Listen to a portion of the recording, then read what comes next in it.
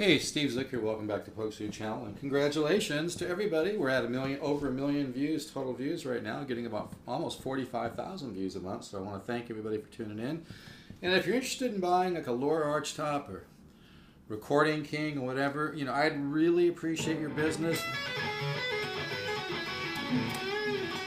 A lot of people call me up, and some people buy guitars, and a lot of people call me up and ask a million questions, and all I'm saying is that the door needs to swing both ways. I ask you to support a small business, support a real artist, which is what I am, and my wife, my whole family. Actually, my whole family, we're all artists. So anyway, if you're interested in buying Recording King or the Laura, I'd really appreciate your business. It's good karma to support a small business, to support a real artist. I do a lot of free instruction, so it'd be nice. That's why I appreciate when you guys buy guitars from me. It's good. I appreciate it. Anyway, let's continue the free instruction. I was talking about my solo last time. I was doing some ideas, Journey in Time I did with Mr. Darren Vegas. He used to be a top producer at Death Row Records, and I was showing these kind of ideas.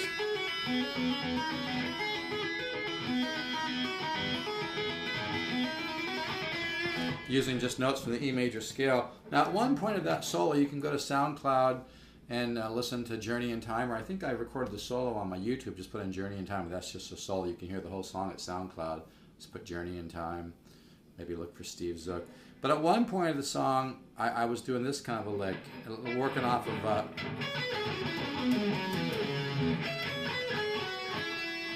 of a minor pentatonic form, and I was doing this.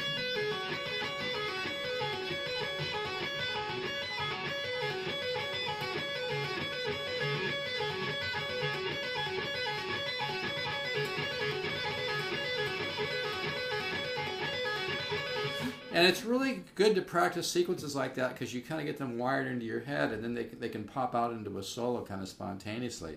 Now, if you notice, I kind of varied up a little bit. 1 minute I'm going, and I kind of repeat that da da da da da da da da da da da da, right?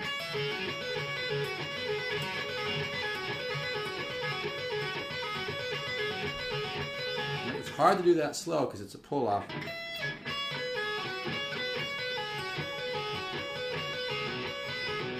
I'm mostly just hitting the first note. Well, I guess when I do that repeat, I hit the get. I'm hitting boom, boom. It's really hard to talk and do this.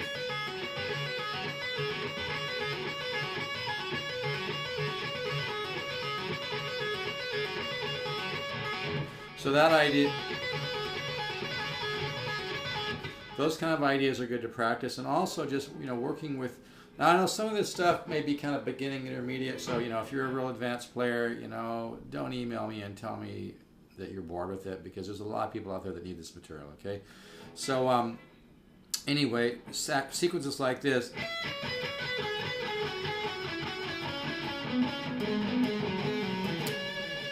Okay? Any sequence you can practice with a minor pentatonic is great, because eventually that can pop out and you're playing somewhere, right?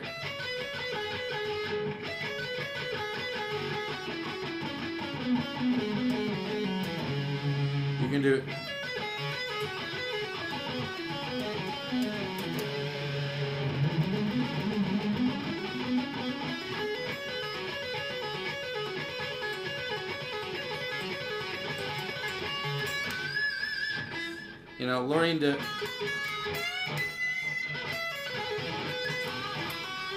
Learning to do just different patterns, and also one of the things that's good to do too.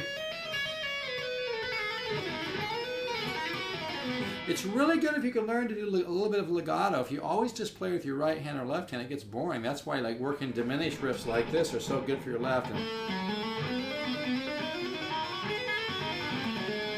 go up a half. That's just the half step, whole step scale. Sometimes I'll work half of a legato and the other half staccato with picking like this. So I'm just picking once for each string.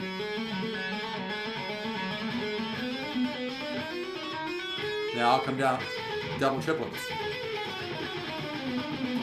with the accent on the first one. So you go up legato.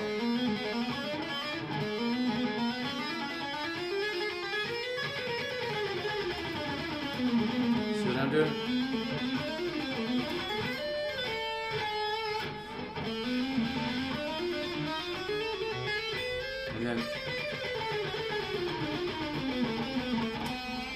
Well, sometimes I get emails from people, and I think some people just seriously don't understand that when you practice, it's not always about trying to create the most awesome creative stuff. It's practice now, but that it's the result of that disciplined practice that then does create the really creative, interesting stuff, because your brain starts mixing this stuff up and your subconscious starts processing it. So that's why it's important to practice things that might seem very repetitive, because then they can come out and you're playing in a solo, okay?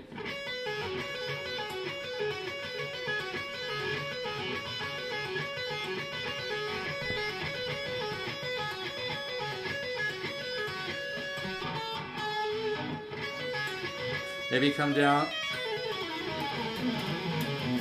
the related major scale, which is the C.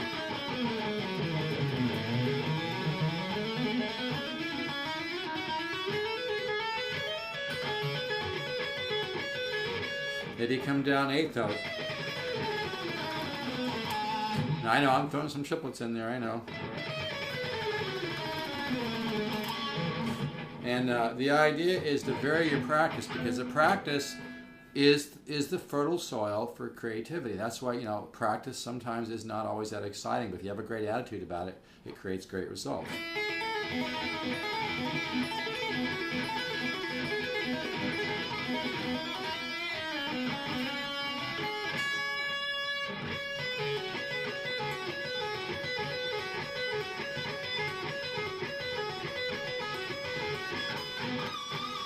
Okay, and just working simple pattern.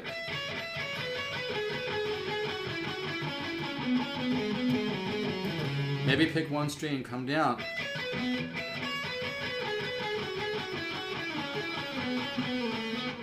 Sorry.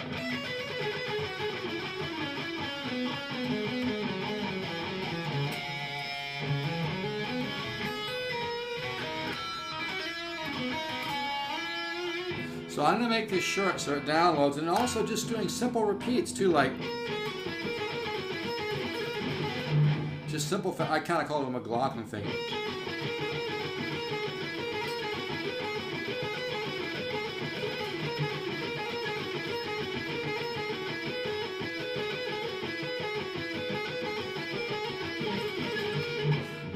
Kind of went back to intermounting flame.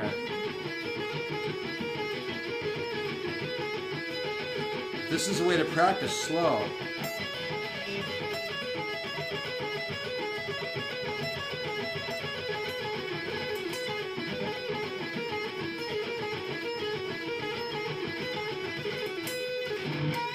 Because it's that slow practice that will give you the quantum leaps, okay? And this is just one. No, the other day I was talking about this idea.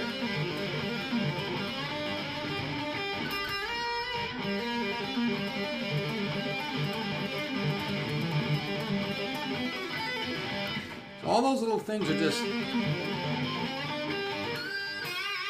just fun to work on.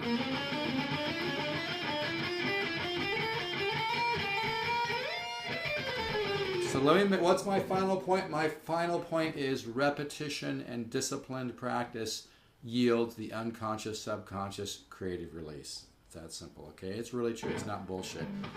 So all the...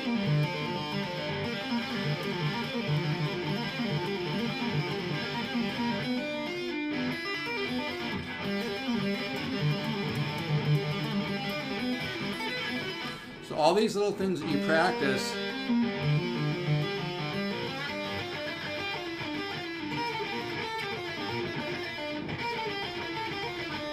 little sequences.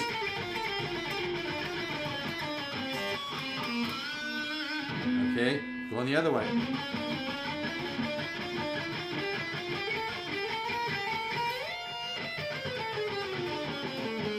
So I'm going to stop here.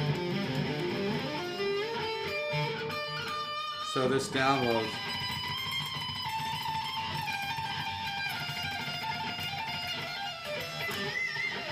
It's a great guitar, by the way. It's for sale. 4 1/4 with the hard case. This thing's one badass guitar, I'm telling you, man. I love this thing. Anyway, thanks again for tuning in. Keep tuning in, and we appreciate it. And like I said, if you're looking to buy the Lohr Guitar Recording King, I'd really appreciate your business, you know. I've got a lot on my plate, and it's not always easy keeping all this together. So I really want to thank everybody who has purchased guitars from me. And if you're thinking of buying a guitar and you could buy it from me, we really would appreciate it. Thanks a lot, because it goes to a good artistic community. Thanks. Take care.